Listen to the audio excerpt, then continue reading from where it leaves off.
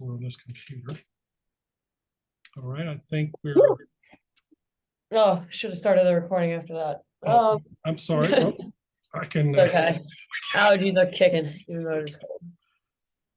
All right. Well, we'd like to welcome Ms. Hayden Mesha, who is Colgate University. Yes. All right. And also affiliated with the Poynter Institute. And she is one of many that are participating in a MediaWise campus correspondence program where we're learning from individuals in the profession or in the industry with some of the changes that are occurring in the field of journalism.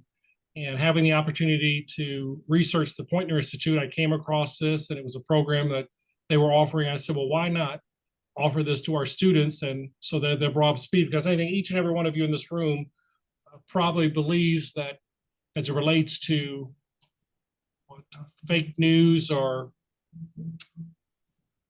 inaccurate reporting and where do they get their information from. So I imagine you're going to be sharing with us information that perhaps that we can use as it relates to our work in terms of our research and maybe just the trends that are occurring in the media industry that you think that we should be conscientious of in terms of the work that we'll be doing and are constantly doing.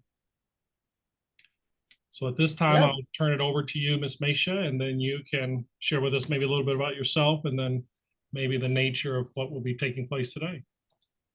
Sure. Yeah. So I'm gonna if I could share my screen, that would be helpful. Yes, ma'am. Give me one second here. I'm gonna see if I can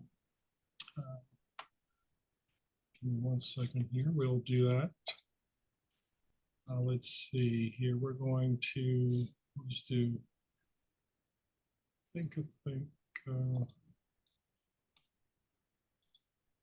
yeah, what am I saying? I was just wanting to give me some trouble. You know what I need to do first? I'm up here wanting to share my screen. What I need to do is make you a co-host. That's the so let me do that. Of course, this is taking a minute for me to. All right, here we are. Then that's going to allow you to share the screen. All right, very good. Because I'm up here trying to share your screen, and I'm thinking, well, where do I do to do that? Okay. I think now we're rocking and rolling.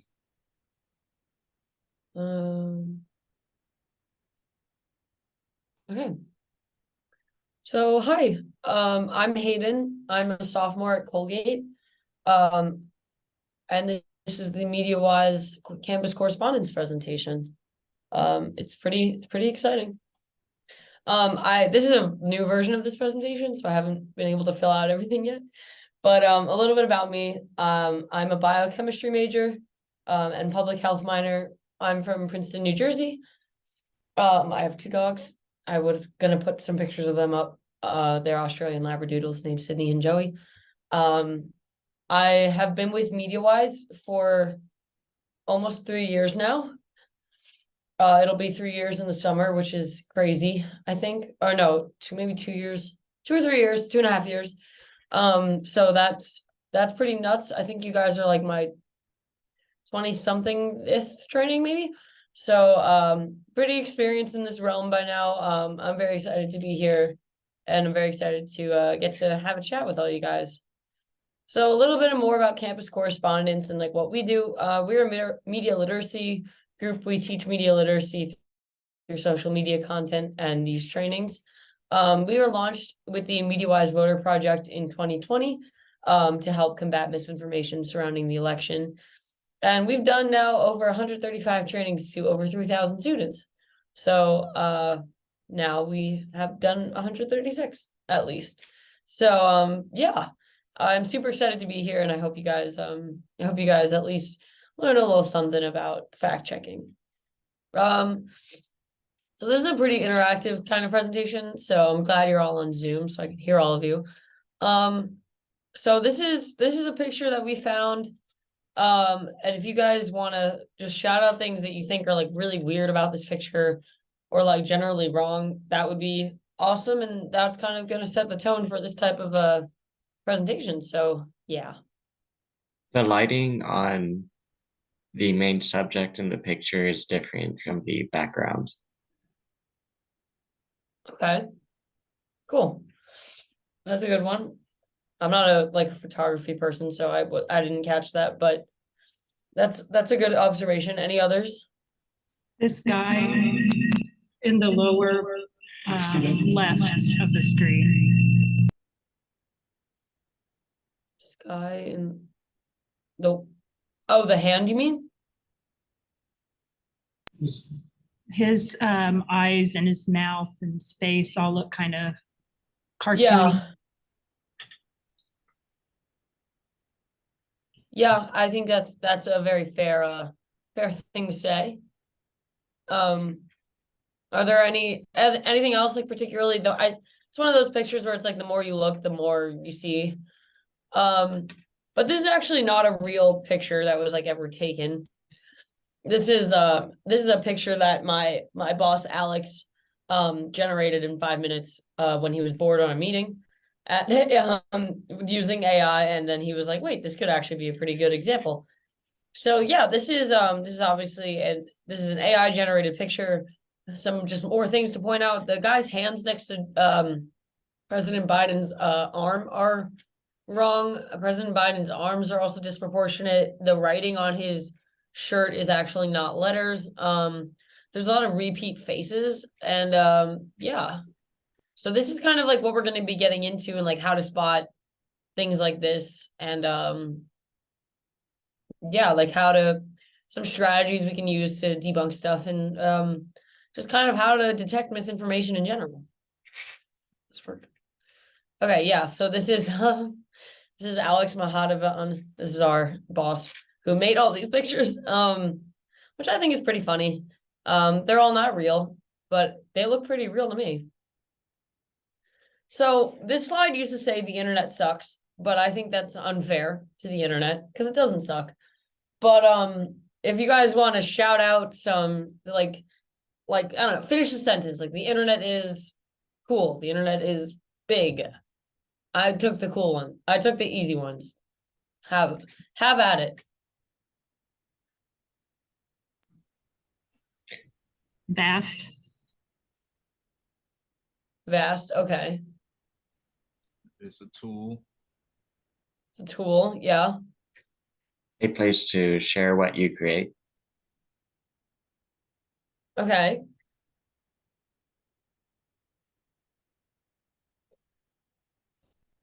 Anything else? Any verbs?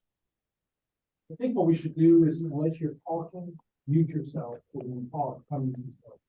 Okay. I said ever evolving. Okay. It's like a pretty poetic one. I like to say the internet is listening.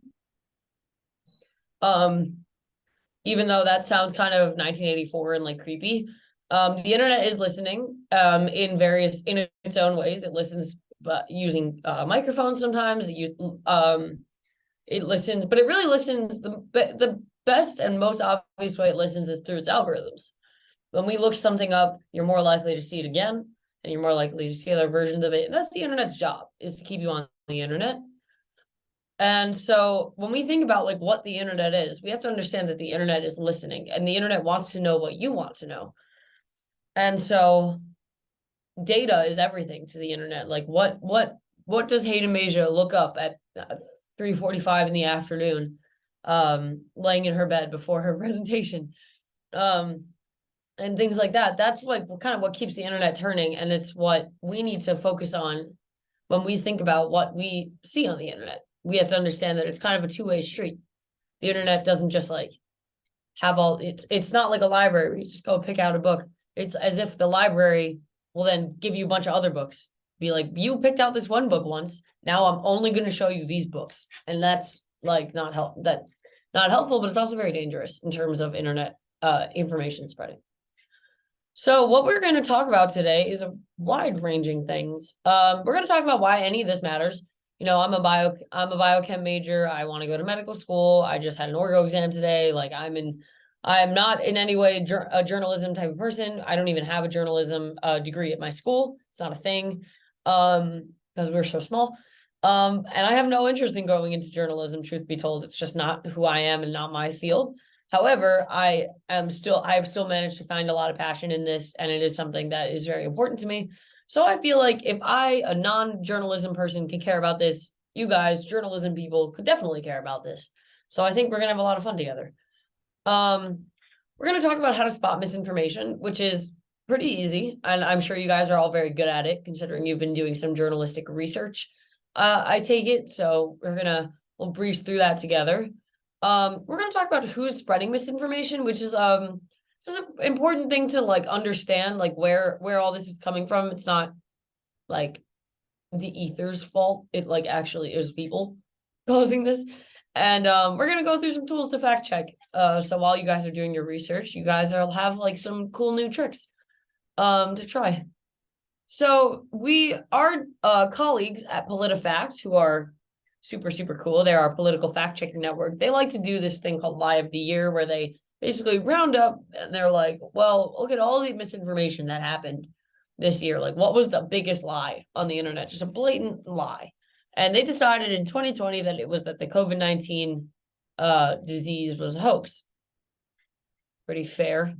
And so videos like the one I'm about to show you that hopefully will play out loud, we're spreading all over the internet, and it was videos like these that resulted in things we'll talk about after. Oh, man. COVID, There we go. and now he's got COVID and he's on a vent. Oh, because we gave it to him here. I don't know how this ended up being COVID purple. So you don't have actual doctors, so you don't have. So yeah, so I kind of spoiled it already, but as we know, COVID-19 was not a hoax. It resulted in the death of 1.13 million people, and about 19% still remain unvaccinated around the world from COVID. And there have also been just like millions of false posts about it. So I like to use this example because I often used to think of the internet as kind of like an isolated place, and like the internet was not the real world, like that thing, that kind of adage. But that's a very antiquated adage from when the internet really wasn't part of the real world. It was on the internet. But now we've moved past that. Our school is on the internet. This is on the internet. The internet is really, we can't really treat it as a separate entity anymore. So as a result, things that happen on the internet can have real life implications. Like perhaps if there weren't millions of false posts going around saying that COVID was a hoax, maybe less than 1.13 million people would have died. Another lie of the year was the Capitol insurrection incident and the claim that Biden stole the 2020 election, which he did not. I don't have a fancy video for you, but I do have this picture from the Capitol insurrection, which I always find very disturbing. This resulted in 140 officers being injured, according to the Washington Post, as well as at least 1,000 people charged, and lawmakers were threatened. So again, this whole idea to even storm the Capitol started on the internet and then came into the real world, and then all this bad stuff happened. And so it begs the question of like, well, what kind of bad stuff is going on the internet that we need to like make sure is not going on the internet, or try to at least recognize and mitigate. So this is another example of the war in Ukraine and the claim that Putin lies, or just all of Putin's lies surrounding the war in Ukraine. As we know, over 200,000 people have died in Ukraine as a result of this war, and the use of propaganda and fake fact checks. They're like getting us at the source. They're like, if we say we're fact checking it, but then we do it wrong and we still say it's true, we'll seem more legitimate. And all this in the idea of undermining support for Ukraine and casting doubt on the American support for Ukraine. So yeah, these are all kind of examples of why we need to care about what's going on the internet. Another reason is election interference from countries like Russia, Iran, China, Venezuela, and Belarus. All these countries have been accused and involved in election interference on the internet, and then we actually that happened, which is pretty crazy. But again, all this to say, we got to know what's on the internet, and we got to make sure at least most of it is true, which I think it is now, but it could be better. So really quickly, we went through why we should care. I hope you guys found a reason to care in there. We're now going to talk about why misinformation spreads, which is pretty sociologically interesting to me. So this is a real article. It says, I can't read it because I can't move you guys. If someone wants to read that out loud, I can't see it. Why do people share misinformation? And that article headline, if you will. Massacre? I can't see much past that. Oh, you can't see it either. I can do it. Massacre, nearly half of pregnant women in Pfizer trial miscarried, according to Dr. Naomi Wolf, who runs a crowdsourced project to analyze 300,000 Pfizer documents released via a Freedom of Information Act request. 44% of pregnant women who participated in the drug maker's COVID-19 vaccine trial lost their babies. So what kind of like, what do you think when you hear something like that? Because I think a lot of things. And it's okay if you read that and you're like, well, that's crazy, and like on to the next.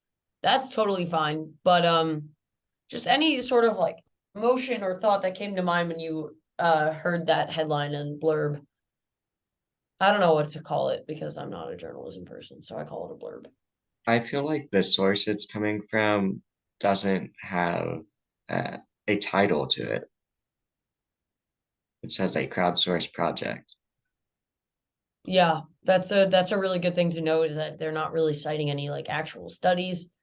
They're citing like a crowdsourced project that could be like 3 people that are just conspiring. Yeah, anything about like any other like language type of things that struck you as kind of strange? Yes. Or like red the flaggish? massacre, the use of that word, it incites fear. Mm-hmm. Have you heard this presentation? I'm taking my job. Anyway, I'm kidding. So yeah, emotional words are really, really effective at making people scared and just making you believe them as a result. This is a concept that I had to explain to my grandparents recently because they too need to hear the MediaWise presentation.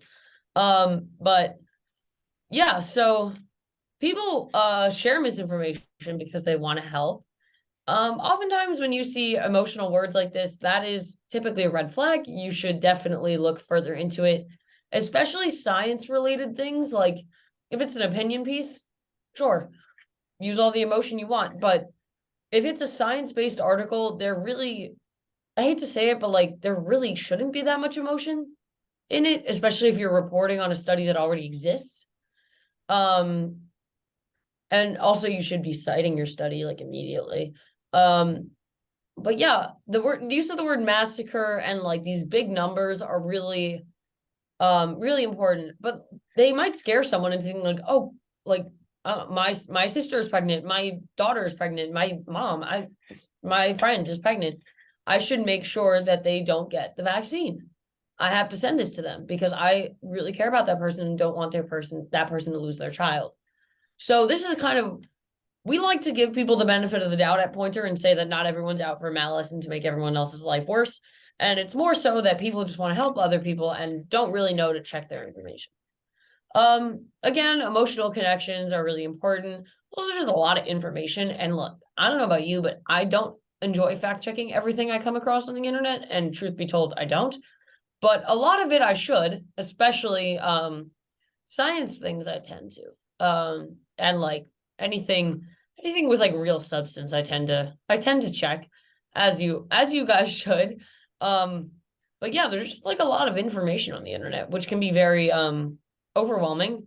Also, the "this is so me" effect, which is that if people relate to an article, they're gonna probably think it's true, whether or not they check it or it seems true. I've definitely done this. It has happened. I try not to as much, but if something seems a little too relatable, I also tend to see that as a red flag. The emotional words are really a trigger. Like that, you shouldn't really be using emotional language when reporting the facts. So we can't really talk about why people spread disinformation without talking about why people create disinformation. Disinformation is a little different from misinformation. It centers more on the idea of creating false information on purpose to influence opinion. So this is an article from Hardcore News Facts. It says that Pfizer is having the best week ever after a few high-profile politicians and celebs got hit with so-called CV-19 infections, and one of them presumably dying, and making Wall Street jump up high.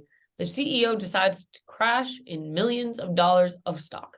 But is that insider trading not if you own Big Pharma, who in turn owns the media and every politician? Hashtag Pfizer, hashtag Big Pharma, hashtag Big Business, hashtag Wall Street, hashtag coronavirus, hashtag COVID-19. So there's a lot of things wrong with this. Number one, Hardcore News Facts is probably the best name for a media outlet I've ever heard, but it is not a credible media outlet because that name is ridiculous.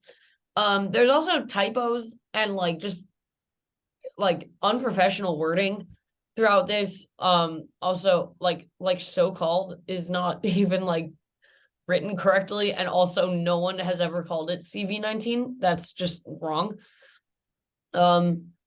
And also just this doesn't, I don't know about you guys, but like I would almost think this is like AI generated. Like it's not. But like the English is like just a very strange writing, like, and making Wall Street jump up high. The CEO decides to cash in millions of dollars. Like, it's just like strange. I find the language very strange. The hashtags are strange. But what's really strange to me, or at least really suspicious, is the wording and the URL. So do any of you guys know what RT is?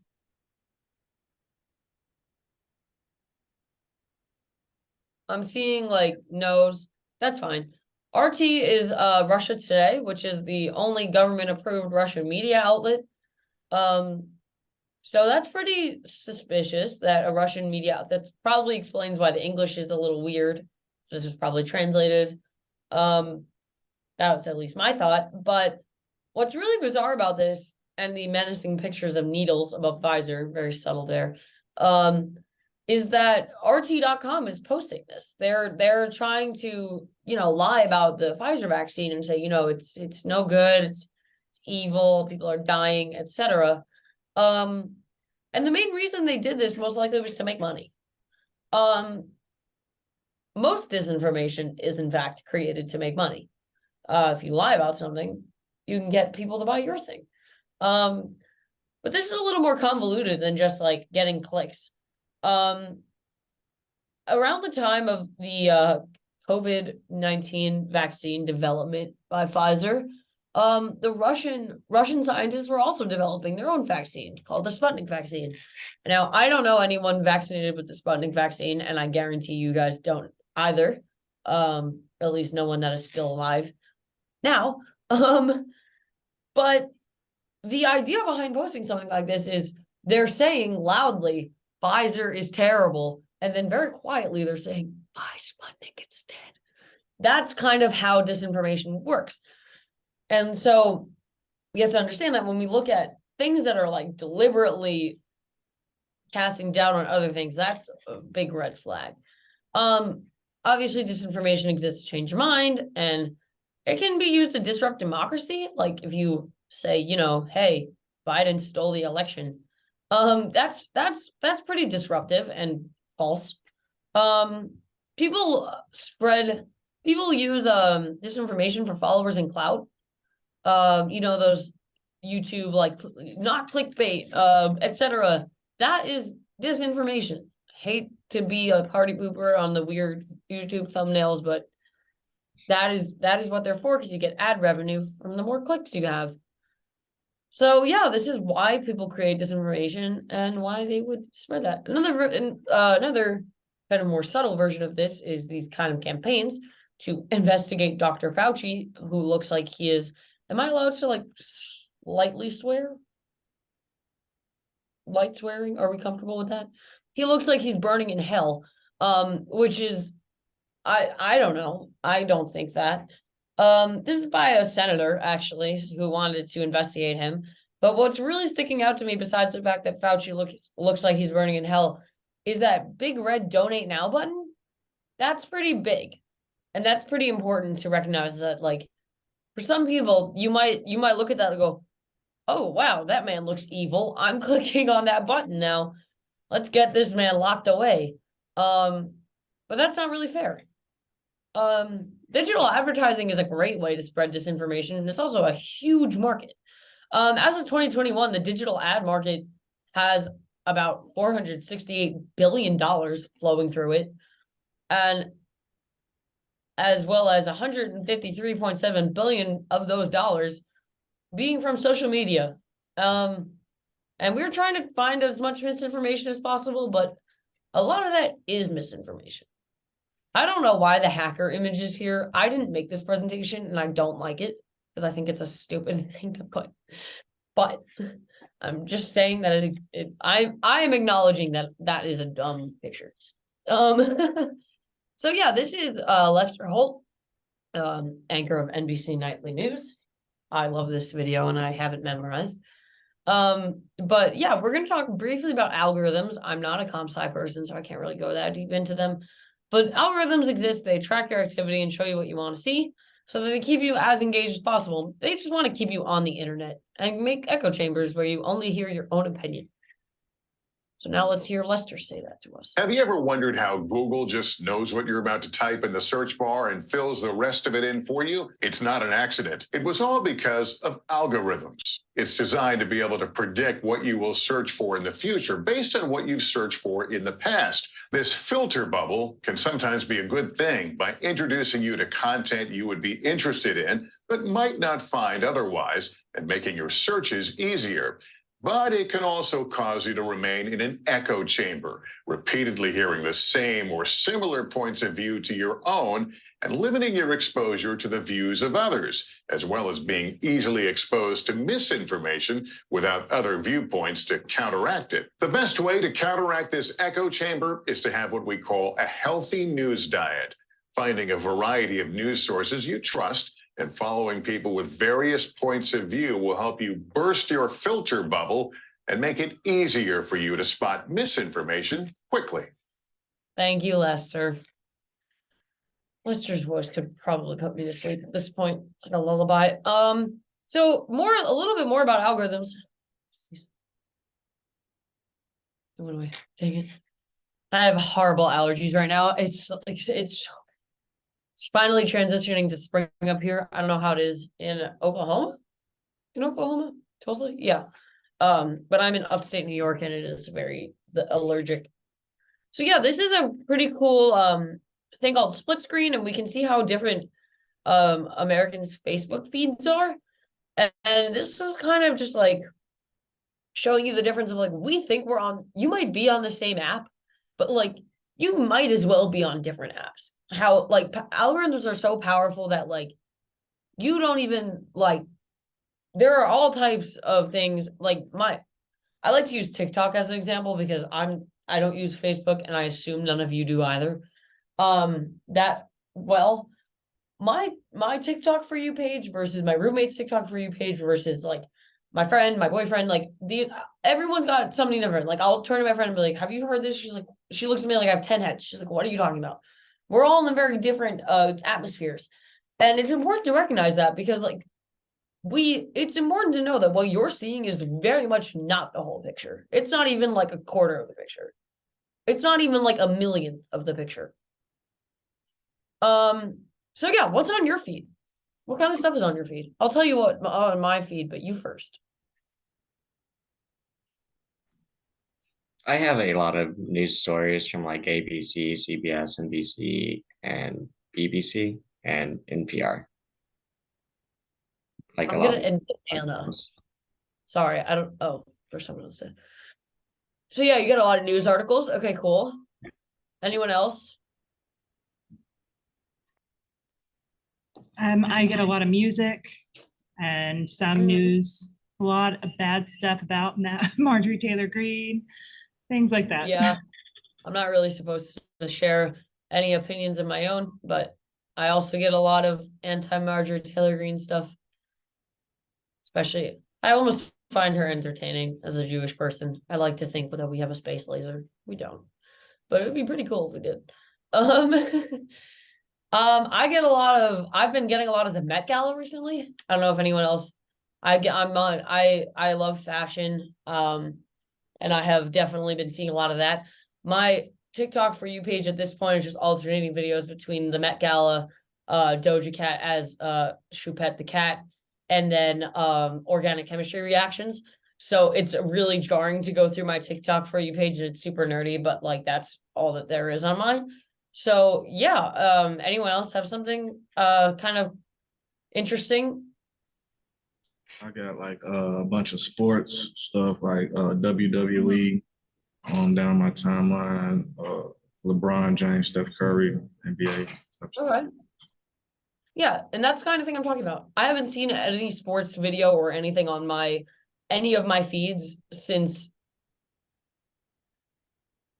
the summer, maybe. I'm not a sporty person, so it doesn't come up on my feed. But that's what I'm talking about. I don't know what's I not to be like, oh, what are sports? But like I don't know anything. Other than the fact that I'm a Bills fan. For some reason. I don't know. I was influenced. I go to school in upstate New York. It happens. Go Bills. Anyway, so yeah, this is really interesting to hear what kind of stuff is going on your feed versus mine versus each other's.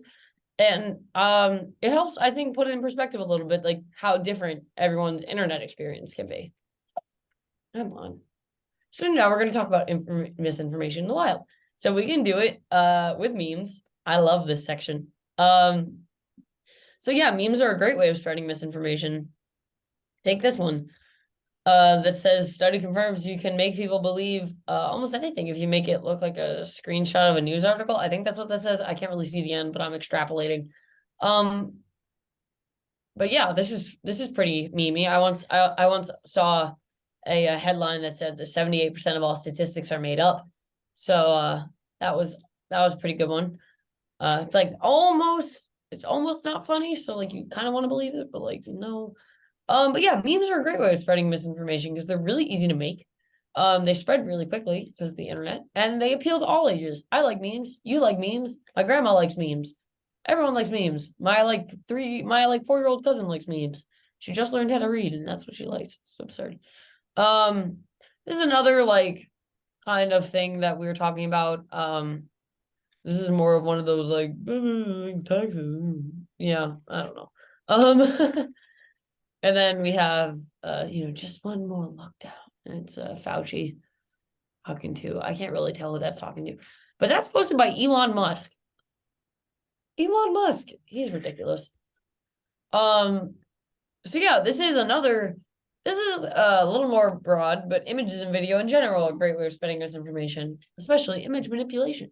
So this is a tweet that says, if anyone is confused about what a certified groomer looks like, here you go. This is Scott Wiener, the pervert, saying, don't tell mom or dad.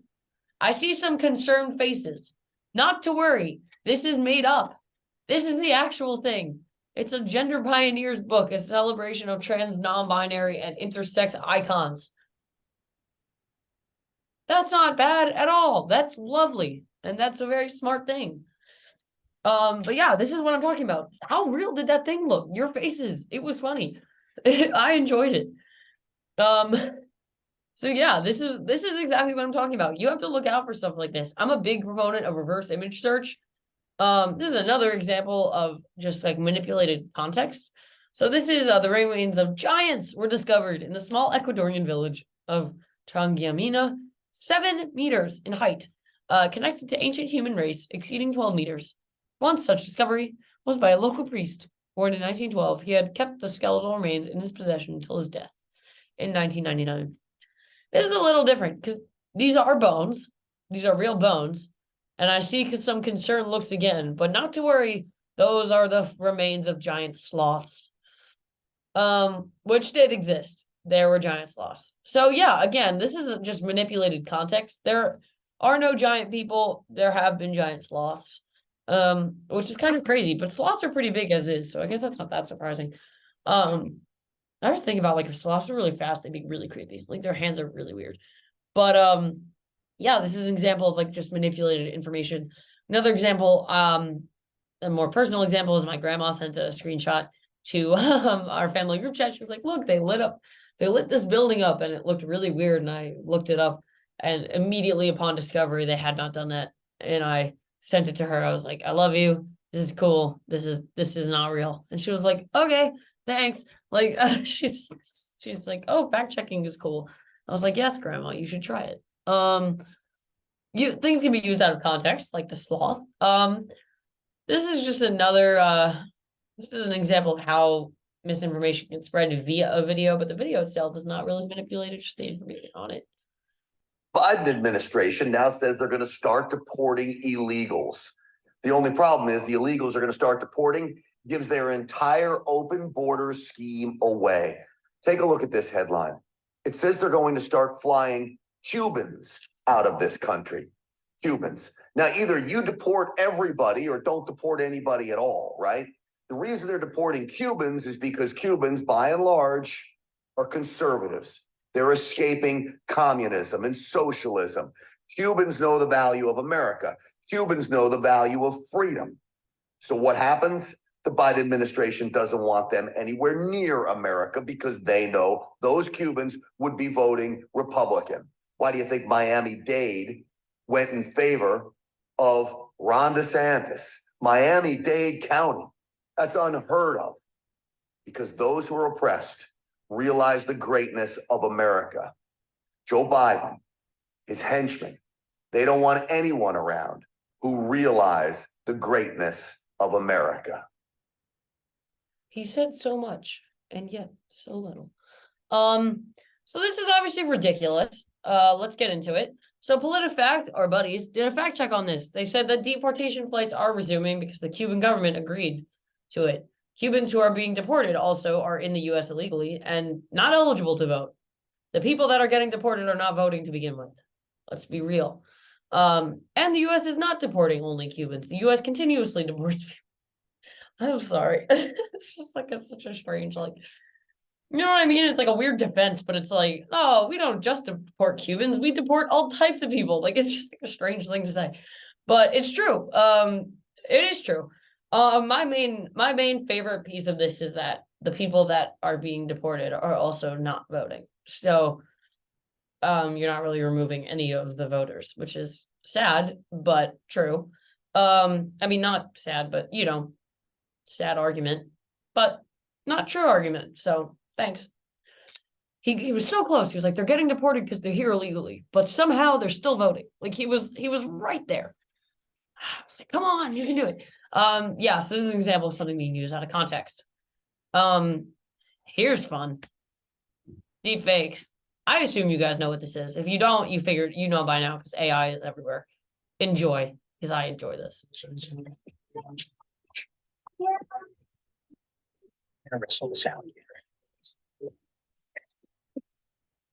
No chance. I'll speak in an Australian accent. Crikey. No, for real, I am gonna wrestle this alligator. That's not Tom Cruise.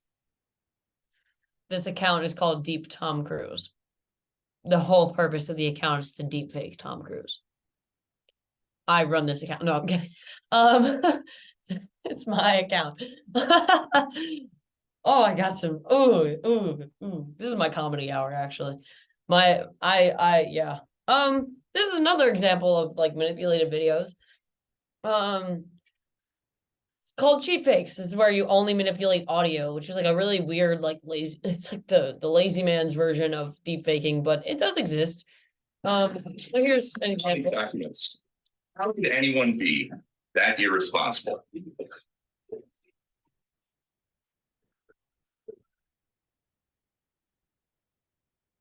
Isn't that what this president says about mishandling classified documents?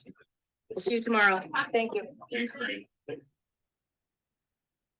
This video is not only chopped up, but also they put in that like Mexican standoff thing. I don't know if I'm supposed to call it that. The standoff thing from the movies where they're like, I can't whistle right now. My lips are too dry.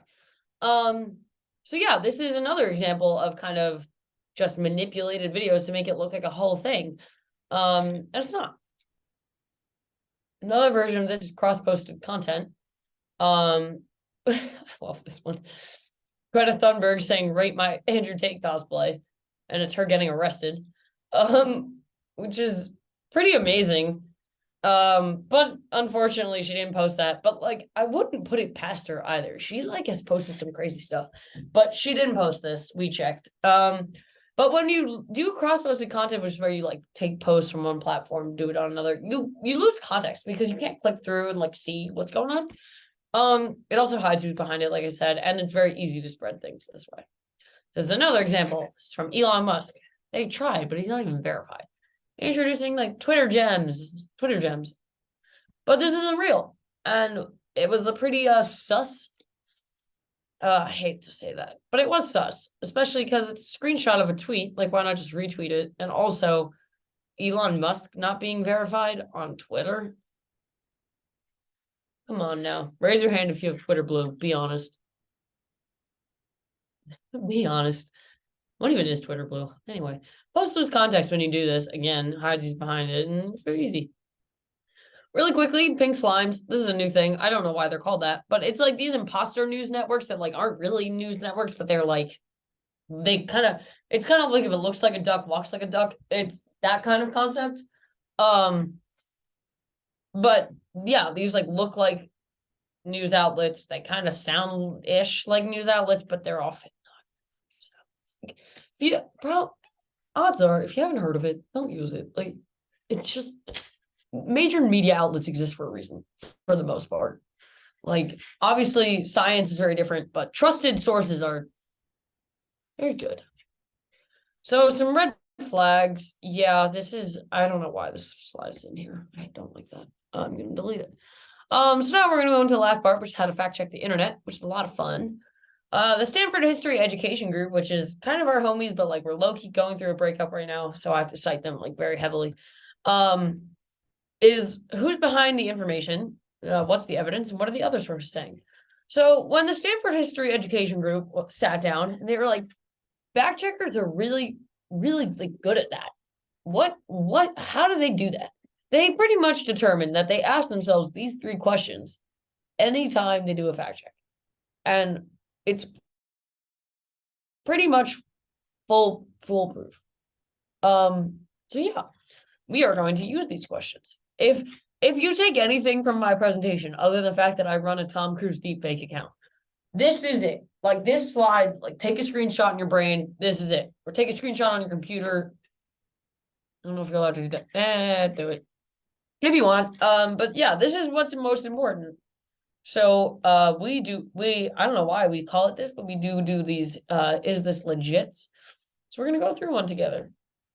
We're gonna ask ourselves who's behind the information, what's the evidence, and what are the other sources saying? The location in the Western Sahara Desert of Mauritania called the Richat structure. It's also commonly referred to as the Eye of the Sahara. And what's so spectacular about this is that it just so happens to match what Plato had described as the lost ancient city of Atlantis. Plato had described Atlantis as made up of concentric circles, 3 of water, 2 of land, which matches the Richat structure.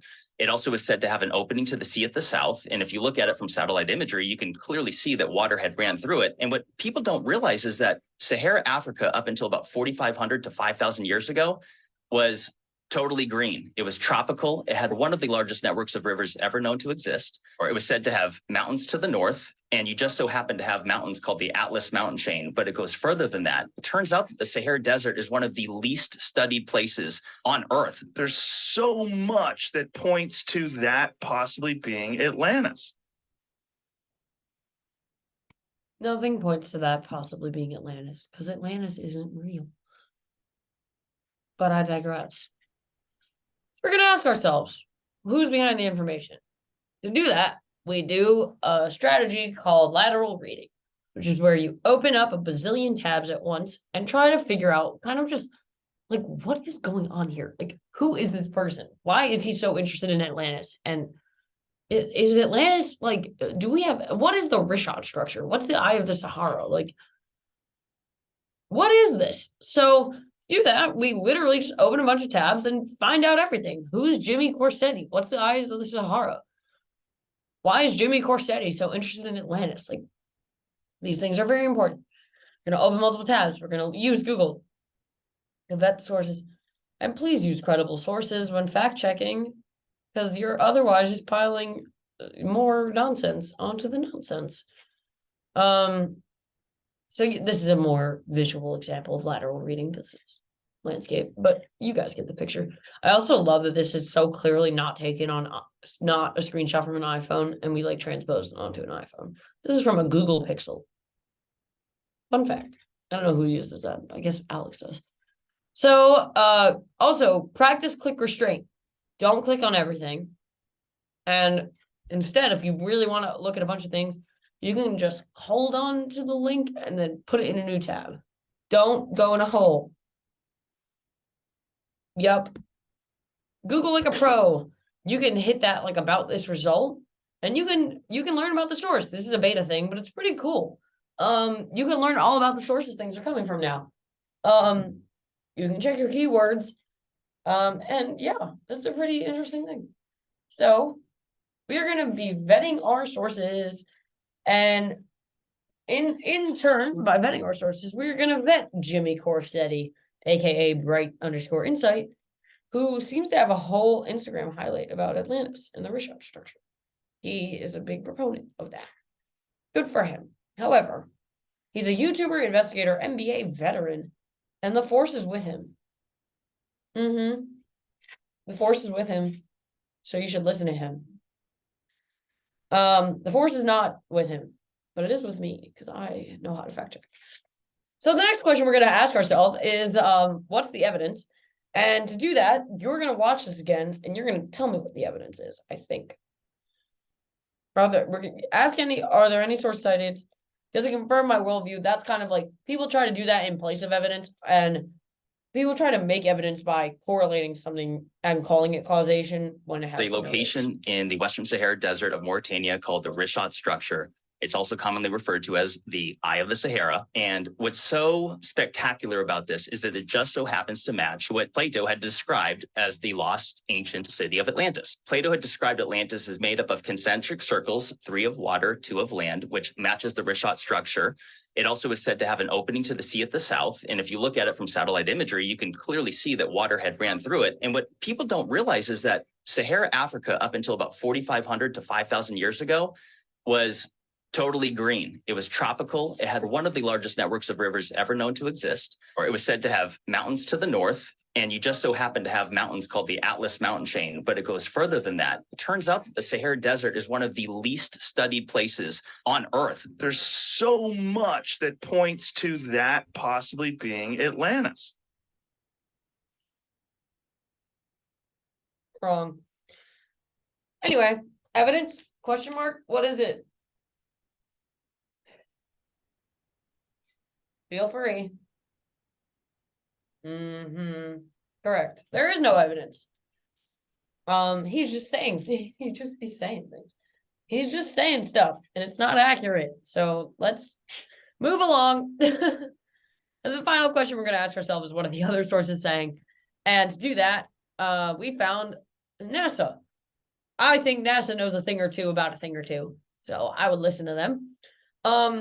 They said that this desert is certainly eye-catching. True. This image is taken from the International Space Station, and it shows the Richat structure, which is a geologic feature located in Mauritania. Dubbed the Eye of the Sahara for its rings, the diameter of the structure is 25 miles. I did not realize that. That is huge. Despite its appearance, which resembles that of a meteor impact, geologic studies indicate that the distinctive structure is the result of an uplifted geologic dome. The circular ridges, called cuestas, occurred due to various rock types eroding at different rates. So there you have it. And what if I told you this was cross-posted content? No, I'm kidding. That's the end, I promise. This is the end of this fact check. So yeah, this is obviously not true. This is just some wind. This is wind messing with the rocks and the sand. Not Atlantis. A good way to figure out what the other sources are saying is to check the other sources. And looking for fact checking is really good. USA Today does a lot. PolitiFact does a lot. Poi.nu/fact does a lot. And also Google Fact Check Explorer is super cool. They have their own fact checking thing. So we're going to do this one, which is this legit? And we're going to ask ourselves the 3 questions. So we're going to use a new strategy, which is called reading upstream, where you're going to figure out like where this looks kind of real. Where is this coming from? Like where'd they get that? So to do that, we are going to go directly to the source cited. If there is a source cited, you can also reverse image search to find where things come from. And you look for speeches, remarks, research studies, like real things that people like try to misconstrue. So in reading upstream, we are getting ahead of the video. He put his source in there. That's kind. That's very bold. So spike protein, a dose-dependent killer? Probably not. So we like to also look at who this guy is. He's into the cryptocurrency. So it sounds like he should know a lot about vaccines. He seems totally qualified. So we found it. We found this thing. And this comes from VAERS. And here we go. VAERS is like MediaWise's enemy. I hate this database so much. This is the vaccine adverse event reporting system. And the whole point of it is to just go on and say, well, I got this vaccine and then I felt terrible after. And like, sure, but that doesn't mean anything.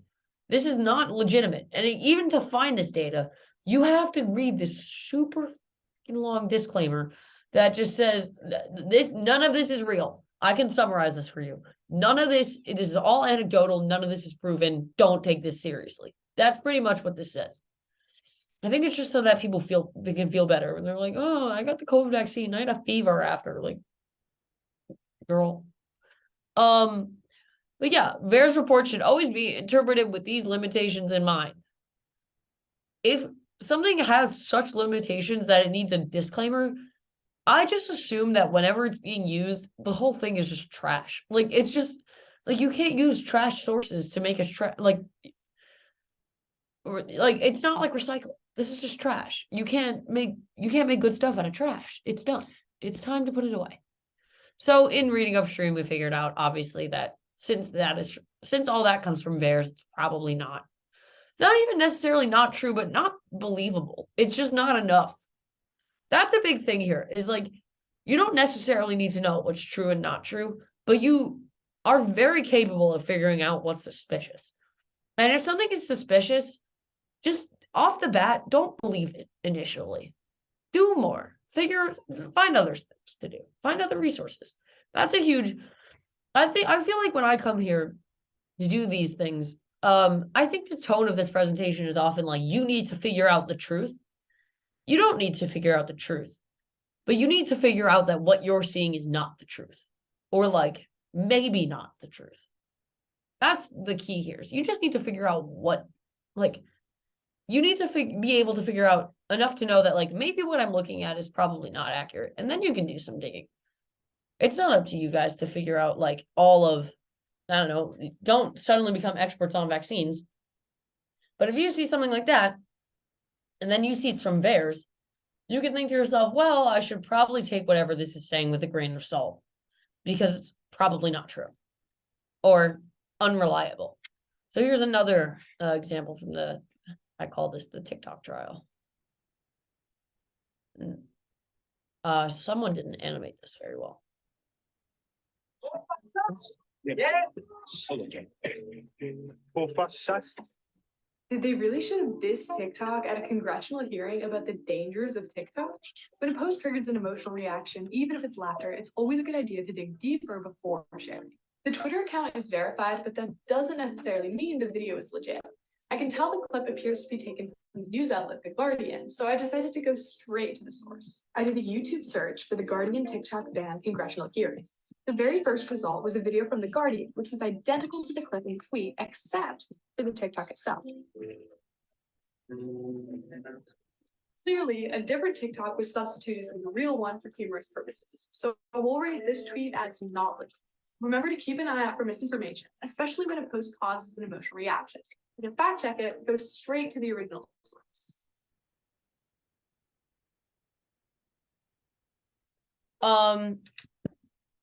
That's a teen fact checker. We have a teen network. They're so funny. They're like high schoolers. They're making their videos, and I just do the presentations. So this is an example of how you should do a reverse image search and like when. this is posted from an actual verified person. But now I don't even take verified people seriously because I could get verified and no one should be taking me seriously other than you guys. Yeah, so this is a picture of Lake Tahoe, and it says Lake Tahoe setting snowfall records. No biggie. That's a lot of snow. It's really suspicious to me. So you can look for dates, context, things like that. And what we found when we did a reverse image search is that is in fact not Lake Tahoe. That's in Japan, called the Tateyama Kurobe Alpine Route. Keyword, not Lake Tahoe. So yeah, this is a pretty cool thing that it exists, but it's not in Lake Tahoe. So it's important to know that. And it works on edited photos, which I think is cool. There's another fact-checking tool called Invid. We love Invid here at MediaWise. Sneeze again. No, this is terrible. I'm in sneeze purgatory right now. So this is a video that we're gonna fact check using Invid.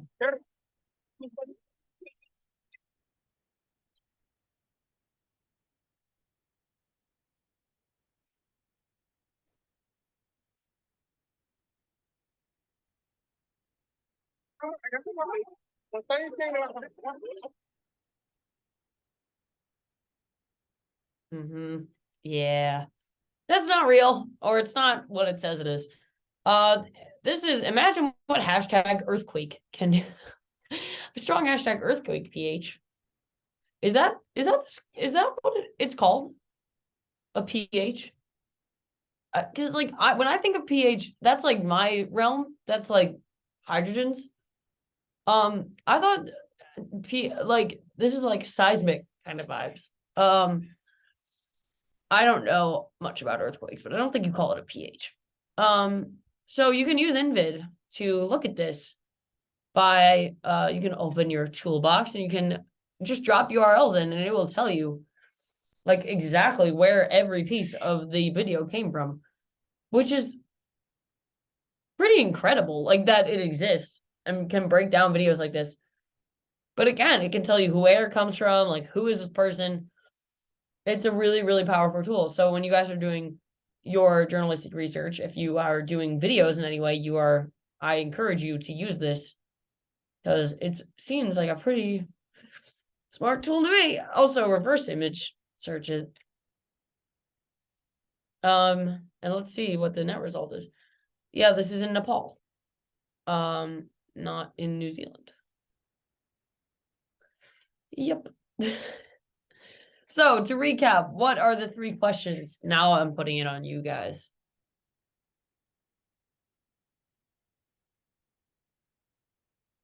I feel like at least 3 of you were paying attention. Who is behind the info?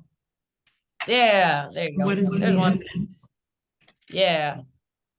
And what are the other sources saying? Awesome.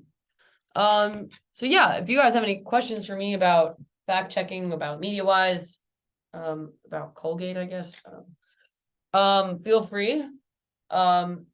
If you guys are willing and able, I highly encourage / beg you to do this survey because we are a nonprofit and things like this help out a lot.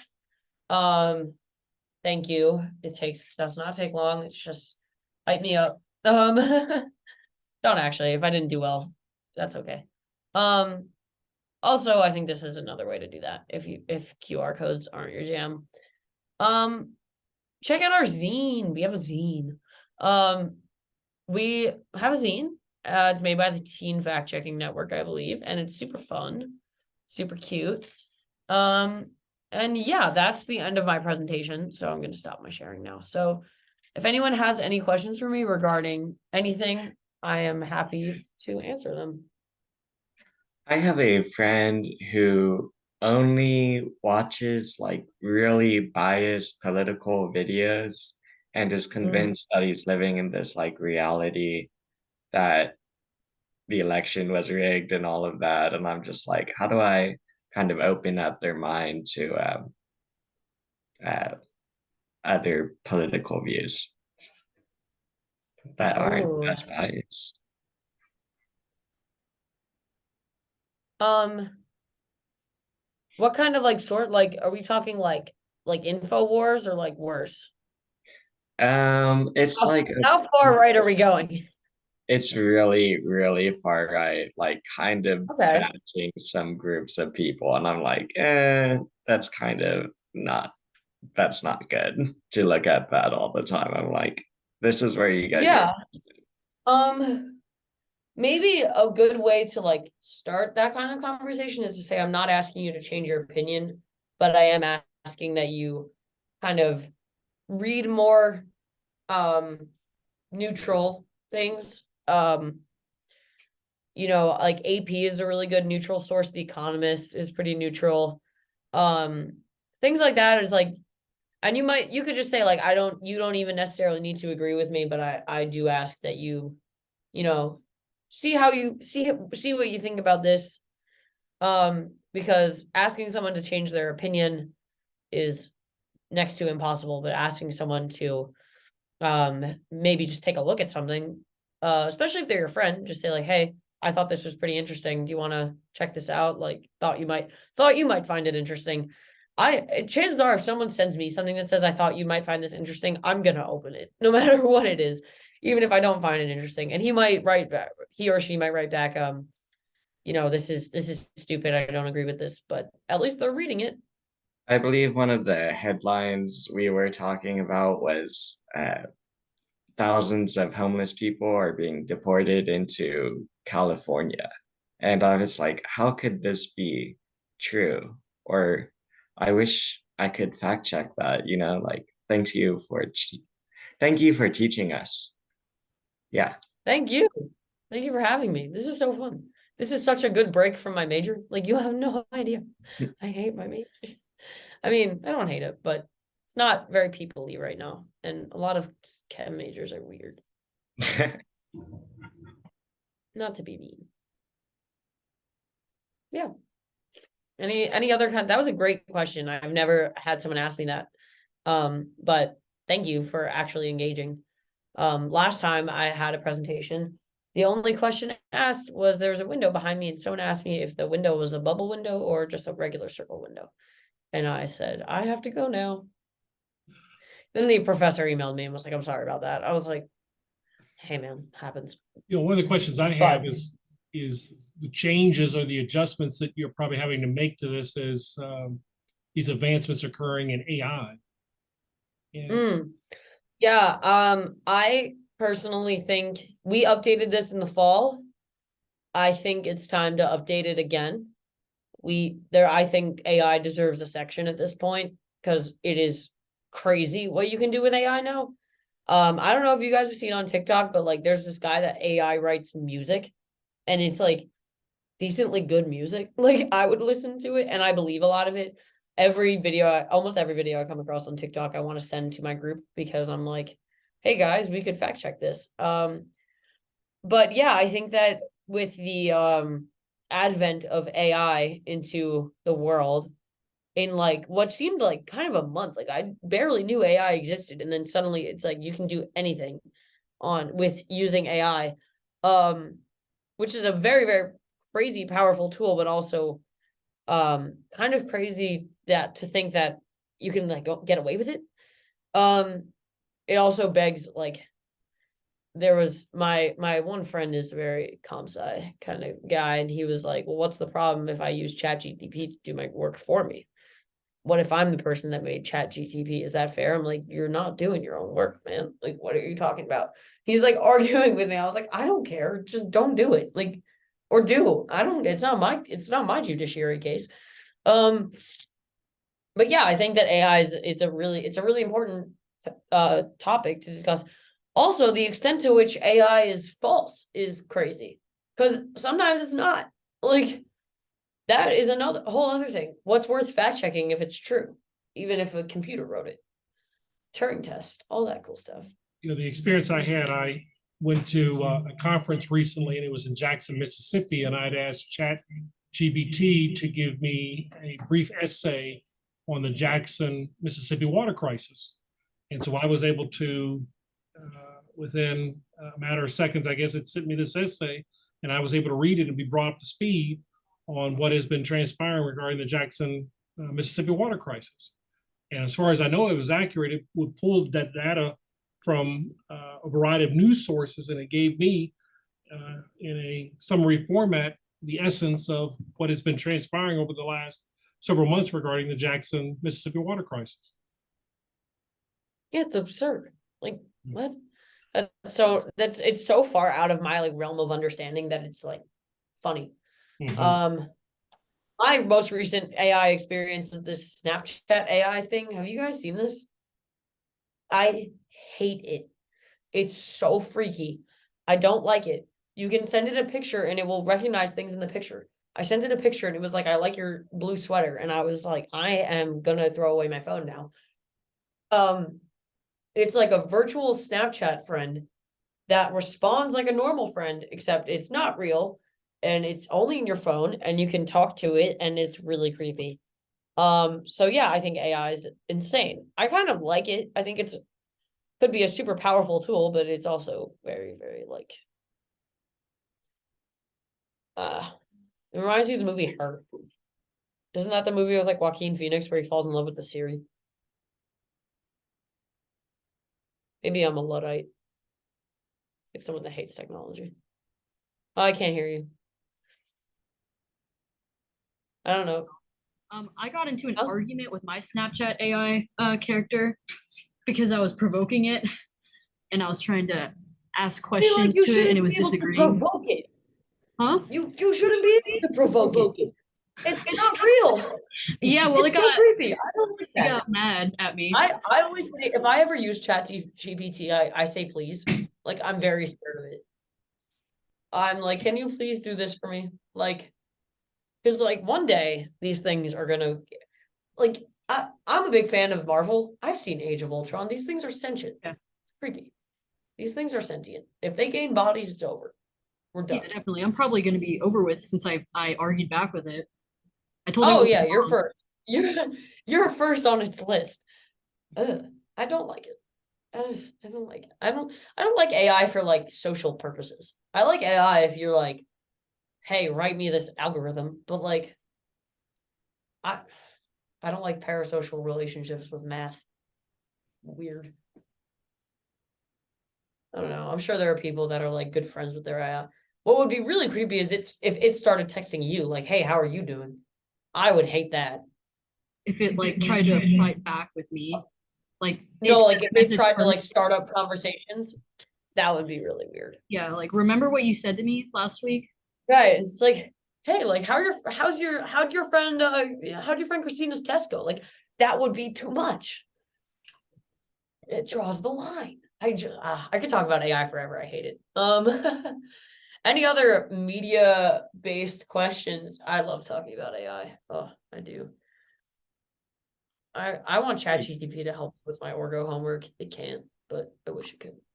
Well, we want to thank you, Ms. Mesha, for sharing with us your knowledge and insight, and we look forward to sharing this information with some of the other students who were not able to be here today. But again, thank you very much and extend our appreciation to Poynter for developing this program and you taking some time out to share it with us.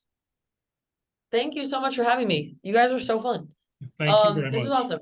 All right. If you have any questions, feel free to Professor Goodwin has my email and you can email me. Awesome.